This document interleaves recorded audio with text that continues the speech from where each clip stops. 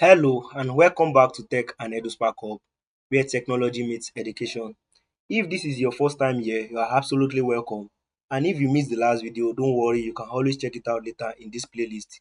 In that episode, we introduced the basics of the print function in Python, the very first step in communicating with our computer.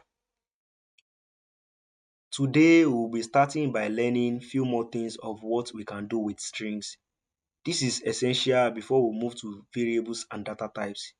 In our last lesson, we said if we want to print out something, we start by writing the print function in a lowercase letter, followed by a set of parentheses and what we want it to print in a double quote.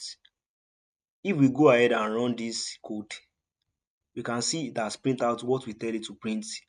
Process finished with exit code 0, which means our code was all successful, no error record.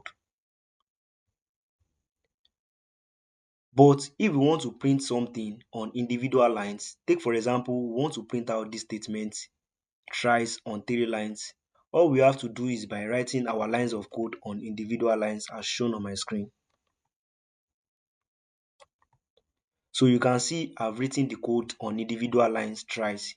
What we expect this to do is just by printing the statements out thrice on individual lines.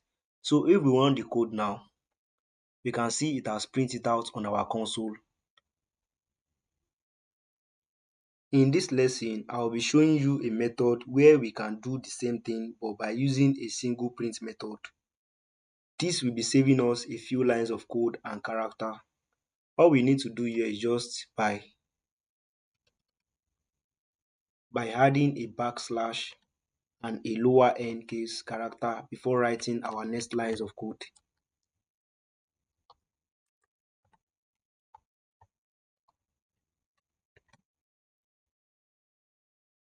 If we go ahead and run this, we can see that we are having the same output in different paragraphs, but this is saving us a few lines of code and character. Notice that I did not put space before writing my next lines of code, because if I put space, okay, take for example, let's put space. If we go ahead and run this code, we can see the space we put have affected our code. So this is the reason why I did not put the space in my code.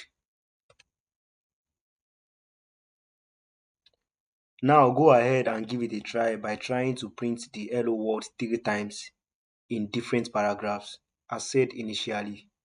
Remember that it is a backslash and not a forward slash, but the syntax highlighting should help you.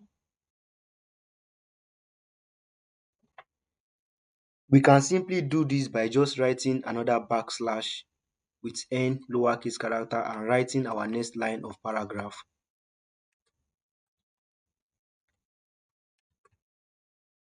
If we go ahead and run this code, we can see that we have printed the hello world 3 times on different paragraph without using different print function.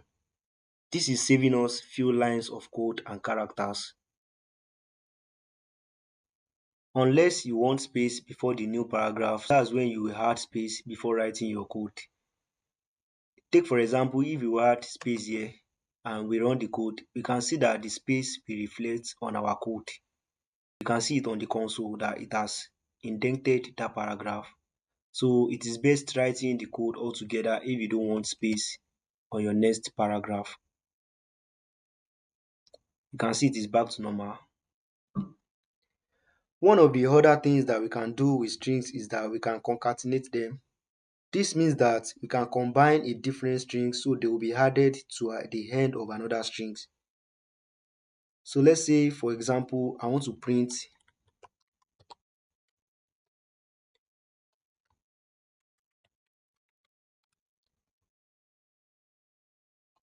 with my name. So here we have to combine the string with the addition of the plus button. So I can be able to add my name.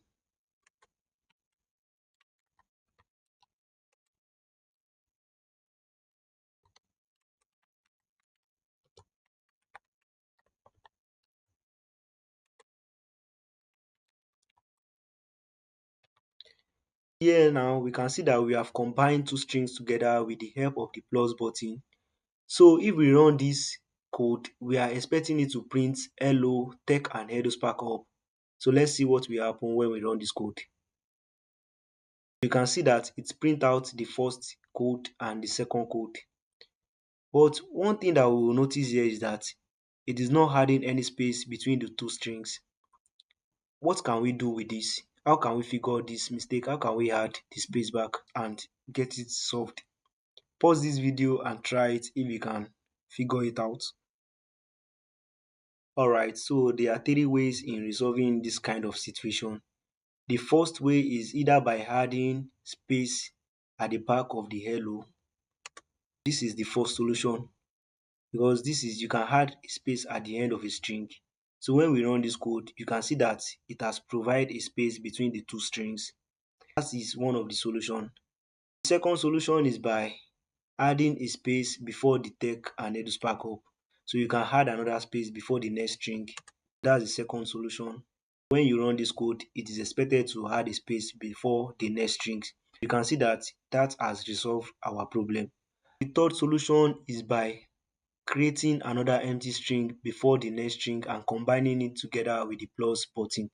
So if we create another string, it is called an empty string, and we combine it with the plus button and run our code, we should expect it to add a space before the next string. Now, this is a good point to mention that in Python programming, space are really important. And what I mean by this is that it is not about the space in between your strings, but the space in your code. Here you can see that the print statement starts at the beginning of line 1. But if I had a space before the print statement, let's add a space and see what happens. Now you can see the editor screaming at me already that my code is having an error with the red squiggly line underneath our code.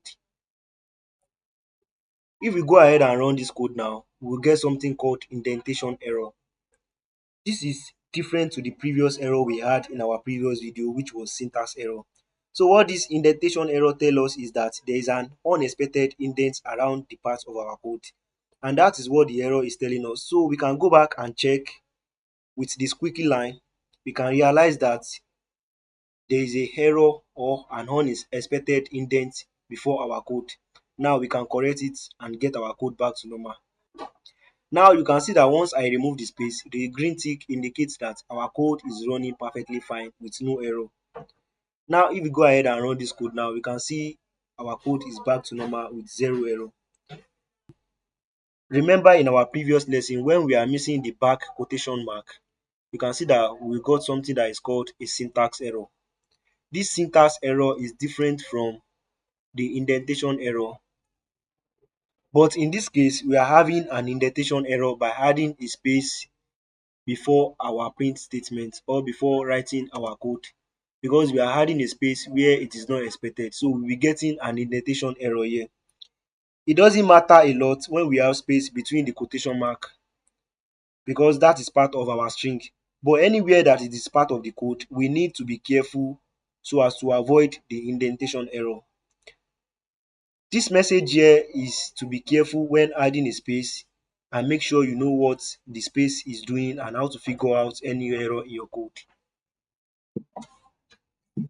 You might be wondering why I'm so particular about the error. Take for example, if you are using another editor which is not PyCharm. Some editor might not give us the indication of error like PyCharm does. For example, when we are missing the back double quote, it brings a syntax error. Some editors might just underline your code with a squiggly red line and not indicate the type of error. Therefore, it is best knowing these errors and how to fix them.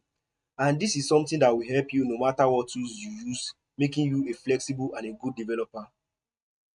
And we are going to make use of what we learned in this lesson in our next lesson. But before then, I have got a debugging exercise coming up for you in this lesson.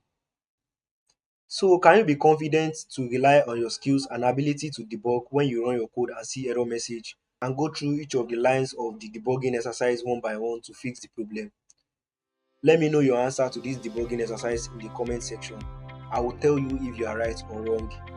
But in case you are wondering what debugging means, it is just a programming language used for identifying errors and fixing them, so our code will run the way we want it without any errors.